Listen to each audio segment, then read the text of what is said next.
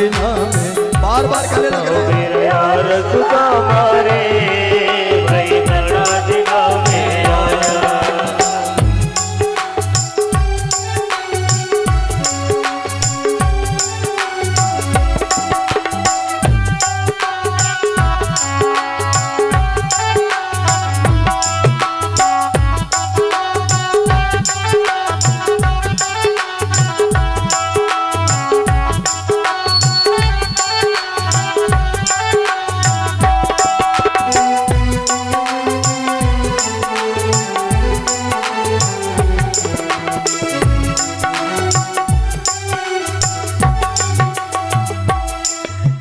तन के कपड़े फाटे से, क्यों तन के कपड़े फाटे से, क्यों पाँव में लागे काटे से, क्यों पाँव में लागे काटे से। बता मेरे यार सुदामा रे भाई घड़ा दिना में आया। बता मेरे यार सुदामा रे भाई घड़ा दिनों में आया। बता मेरे यार सुदामा रे भाई घड़ा दिना में आया। बता मेरे यार सुदामा रे भाई घड़ा दिनों में आया। सुदामा को बिठा दिया, मेरे कन्हैया बगल में बैठ गया।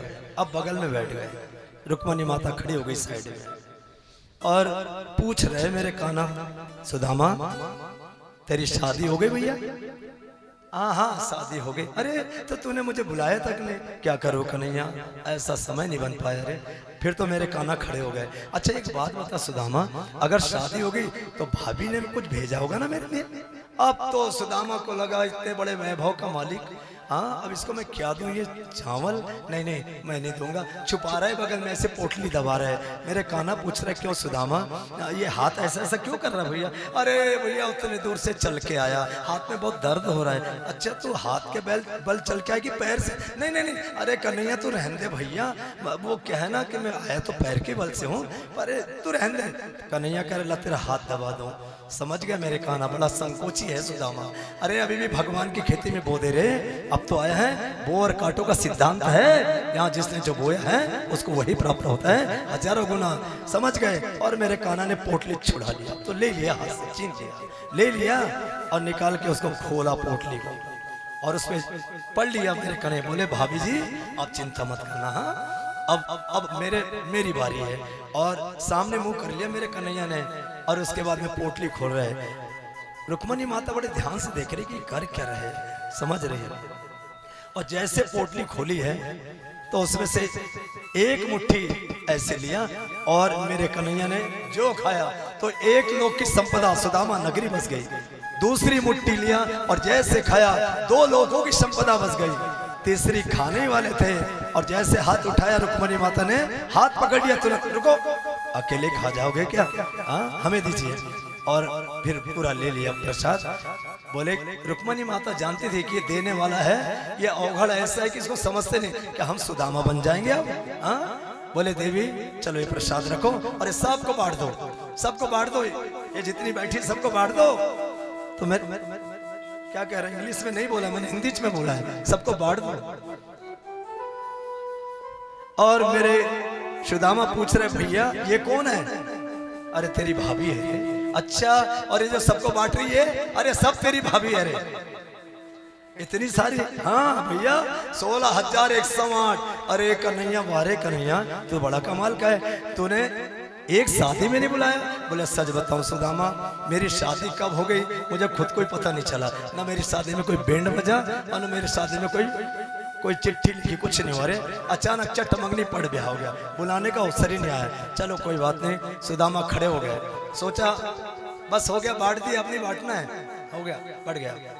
अब मेरे सुदामा ने सोचा कि अब जाऊं और गले लगे और सुदामा जाने लगे। यहाँ से जा रहे मेरे सुदामा और जैसे आगे बढ़े, आगे चले सुदामा, थोड़ी दूर पहुंची थे कि भगवान कृष्ण ने कहा रुको रुको सुदामा, वो पीताम्बरी हमारी वापस दे दो। हाँ अच्छा हाँ भैया ये लो ले तुम्हारी पीताम्बरी ले लो भैया, जाओ जाओ जाओ सुदामा। चले मेरे सुदामा। रुक्मणी माता को अच्छा नहीं लगा, एक पीताम्बरी भी वापस ले ली। अरे देवी तू जानती नहीं है, वहां मैंने सब कुछ दे दिया है, पर सुदामा जिस स्थिति में आया था, उनकी पत्नी उसी स्थिति में पहचानेगी। जाने दीजिए इसको, मैं चाहता था इसको हीरे जवाहरात से भर देता, पर वहां इसका तो महल भर गया और सुदामा चले गए। इस प्रकार से सुदामा चरित्र आपने सुना। बंधु, कहने के लिए कथा इतनी, मैं सच बताऊं, अभी से मैं यहाँ बैठूं आपके यहाँ तो आप नॉन स्टॉप 9 दिन और कथा सुना सकता हूँ आपको भगवान की कृपा से। लेकिन क्या करें, समय इतने जल्दी बढ़ता है। हमारे भाई लोग ने 2 बजे का समय दिया था, लेकिन बज गए 3। अभी विदाई करते करते और 1 घंटा चला जाएगा, इसलिए आज की कथा अब आगे नहीं कह करके यहाँ विराम लेंगे। श्री सुखदेव मुनि कहते, परीक्षित, भक्त वत्सल मेरा भगवान दीन बंधु दीनानाथ, अगर इस कथा को सुनकर भी आप लोगों का अगर मन भगवान के प्रति नहीं बना होगा, भगवान के चरणों में अगर प्रीति नहीं बनी होगी, तो फिर आपको मैं सारी जिंदगी भी सुनाऊंगा तो केवल गंगा जी के पत्थर रहेंगे, इसके सिवा कुछ नहीं हो सकते। क्योंकि गंगा जी के पत्थर के ऊपर से गंगा जी 24 घंटा बहती है। ये हमारे हरिद्वार से वो भाई लोग हैं, वो जानते हैं अच्छे से कि गंगा जी के में पत्थर निकालो तो सूखा का सूखा ही रहता है, अंदर घुसने नहीं देता। आपसे निवेदन है, आपने 7 दिन कथा सुनी है, अब तो भगवान के प्रति अपने जीवन को बनाओ। संसार के विषय भोगों से अपने आप को खत्म करिए। कहाँ का विषय वासना में फंसे हुए हो, अभी भगवान की शरण में आ जाओ मेरे भाई। सुदामा जैसे धन्य हो गए, आप लोग भी सफल हो जाओगे। और इसीलिए मनुष्य का जीवन मिला है, ये बार बार मिलता नहीं है। सुदामा तो चले गए। मेरे सुखदेव मुनि परीक्षित से कह रहे हैं, परीक्षित अब तक्षक नाग आएगा, तुमने बहुत अच्छा जीवन जिया परीक्षित, तुमने राज्य बहुत अच्छे किया, लेकिन क्या करे, तुमसे गलती हो गई।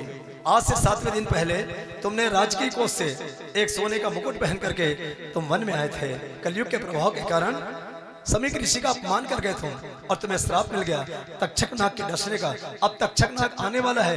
अब तुमसे मैं एक प्रश्न पूछता हूँ, बताओ परीक्षित, क्या तक्षक नाग तुम्हें डसेगा तो तुम मरोगे?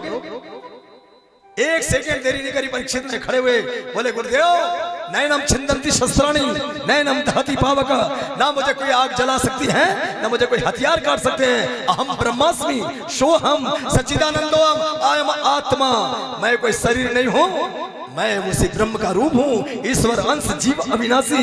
ये शरीर जाएगा मेरा किसी काल में नाश नहीं होता। सुखदेव मुनि कह रहे, बस तुम जीवित मुक्त महात्मा हो गए, अब कुछ बताने की जरूरत नहीं है तुम्हें। इतना कह के मेरे सुखदेव मुनि खड़े हुए और जाने लगे। सारे ऋषि महात्मा रोने लगे। इतना बड़ा महापुरुष हमारे बीच में 7 दिन बैठा, हमारे अंदर के सारे भ्रम जंजाल को मिटाया, भगवान के प्रति हमारी प्रेम से हमको